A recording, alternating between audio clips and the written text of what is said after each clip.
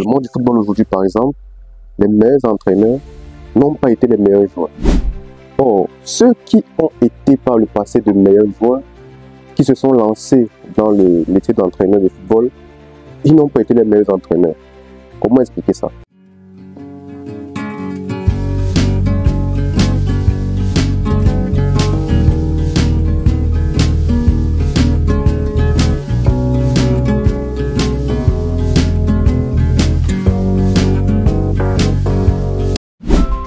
Tu te poses peut-être la question de savoir pourquoi transmettre mon savoir.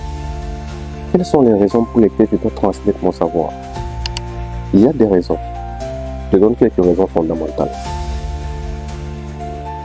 La transmission, c'est un art qui éveille en toi de la curiosité, qui te fait découvrir beaucoup de choses. La transmission t'amène également à aller au-devant des autres. La transmission te permet de t'ouvrir au monde. Voilà quelques raisons qui peuvent t'amener à transmettre ton savoir. Maintenant, pourquoi transmettre? Alors, lorsque vous transmettez votre savoir, vous n'êtes pas perdant. Au contraire, vous êtes gagnant. Parce que celui qui transmet s'améliore davantage. Au fur et à mesure que vous partagez votre savoir, votre savoir-faire, vous vous améliorez davantage. Parce que lorsque vous venez au-devant d'un certain monde, pour transmettre votre savoir, vous présentez des ressources qui leur permettront également à eux d'aller s'améliorer. La transmission vous permet également à vous-même de creuser au plus profond de vous-même afin de ressortir le meilleur de vous. Comme je le disais à certains de mes élèves et étudiants, oui, parce que par le passé j'ai été répétiteur, et ce fut une très bonne expérience et je salue là tous les répétiteurs, tous les enseignants. C'est un métier, très bon métier, mais un peu ingrat. Mais comme je disais toujours à mes enseignants et à mes élèves, vous savez, lorsque vous êtes élève, étudiant, vous avez de la peine très souvent à aller au-devant de la salle de classe afin d'expliquer un cours que vous avez compris. Parfois même l'élève le plus brillant de la classe n'arrivait pas à aller se placer devant ses camarades, ses amis, afin de leur expliquer un cours que lui l'a compris. Quelqu'un est le meilleur de la classe. C'est pourquoi je dis la transmission, c'est un art. Et moi je leur disais toujours, pour mieux comprendre, pour mieux vous perfectionner, transmettez votre savoir. Par mon passé, j'ai été comptable et lorsque je faisais des répétitions de comptabilité à mes étudiants et à mes élèves, et qu'il y avait un exercice que je leur donnais, lorsque un trouvait, qu'est-ce que je faisais? Il trouvait la bonne réponse, je l'envoyais au tableau. Et je lui disais d'expliquer aux autres comment lui l'a fait. Et je me rendais compte d'une chose, c'est très surprenant d'ailleurs, lorsque cet élève commençait à expliquer à ses camarades comment il a fait pour avoir la bonne réponse, je me rendais compte que lui comprenait mieux. Donc, la transmission du savoir vous amène vous-même également à améliorer vos compétences. Elle vous amène à creuser au plus profond de vous-même et elle fait asseoir la dose de connaissances que vous avez déjà. Voilà quelques bienfaits de la transmission de votre savoir. Maintenant, comment transmettre? Parce qu'aujourd'hui, beaucoup de personnes ont la connaissance, beaucoup de personnes ont beaucoup de compétences, mais elles ne savent pas comment transmettre. Voilà le nœud du problème.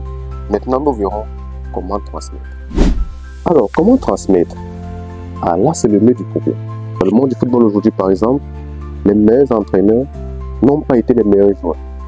Or, ceux qui ont été par le passé de meilleurs joueurs, qui se sont lancés dans le métier d'entraîneur de football, ils n'ont pas été les meilleurs entraîneurs. Comment expliquer ça? Parce que la transmission, c'est un art. Alors, comment transmettre? La transmission est fonction de la personne qui est en face de vous. Parce que chacun a sa nature, chacun a sa manière de réfléchir, chacun a ses capacités cognitives.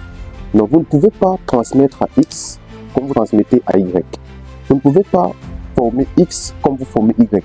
Parce que chacun a ses compétences, chacun a ses facultés. Donc, déjà, il faut tenir compte de cela la nature de ceux qui vous écoutent, la nature de ceux à qui vous voulez transmettre. Il y en a ceux à qui vous devez expliquer une fois, il y en a ceux à qui vous devez expliquer 2, 3 fois. Donc, notez déjà que vous devez tenir compte de ceux qui sont en face de vous afin de savoir comment leur transmettre votre savoir. Évitez également que votre transmission de savoir soit une monotonie, que ce soit quelque chose qui est comme une routine. Évitez cela, faites l'effort que ce soit social. Je me rappelle également, lorsque j'étais toujours, je pense que j'ai passé de répétiteur, ce fut une très belle expérience pour moi, répétiteur de comptabilité. La meilleure manière pour moi de transmettre mon savoir en comptabilité à mes élèves et étudiants, c'était de leur parler terre à terre. Parce qu'en comptabilité, il y a des thèmes techniques. Or, très souvent aujourd'hui, ça me rappelle, excusez-moi de faire beaucoup de parenthèses, ça me rappelle des professeurs de mathématiques que j'avais au lycée, au collège. Vous voyez, il arrive en classe, il va au tableau, il écrit X, Y, Z. Et il ne vous explique pas clairement ce que X, Y, Z signifie. Et quand vous sortez de la classe, vous retenez X, Y, Z. Or, X, Y, Z, ce sont des valeurs. Ce sont des valeurs qu'on peut remplacer et qu'on peut vous faire comprendre d'une certaine manière. Donc, c'est pareil également. Lorsque j'étais en répétiteur de comptabilité, je ne transmettais pas mon savoir en comptabilité à mes élèves et étudiants avec les termes techniques. Je leur transmettais avec les termes terre à terre. Quand on parlait par exemple de bilan, quand on parlait de compte de résultat, c'était les termes techniques. Et moi, je leur disais, chaque personne, il n'y a pas une personne sur la terre aujourd'hui qui ne fait pas de la comptabilité. Donc, je leur prenais des cas terre à terre et je me rendais compte d'une chose, c'était facile et tout le monde comprenait. Jusqu'à ce que je me rappelle, les 2 années comme répétiteur, j'ai eu 100% et près de 95% l'année qui a suivi. C'était juste une parenthèse. Comment transmettre donc? Tenir compte de ceux qui sont en face de vous, éviter la monotonie, rendez votre transmission sociale. Et pendant que vous transmettez, je sais que c'est pas facile, mais soyez patient, soyez empathique, soyez à l'écoute de l'autre, soyez posé, mais gardez toujours en tête votre objectif final. Qu'est-ce que vous voulez transmettre? Et en fonction de cette personne qui est face à vous, comment allez-vous transmettre cela à cette personne? Soyez empathique, soyez indulgent, excusez-moi, soyez patient. Comment transmettre? Pourquoi transmettre? Et c'est pour la transmission. Voilà en quelques points ce qu'on peut vous dire sur la transmission de votre savoir, qui est quelque chose de capital. Car n'oubliez jamais et retenez toujours cette phrase de Figaro-scope, la transmission est la seule chose qui s'accroît lorsqu'on la partage.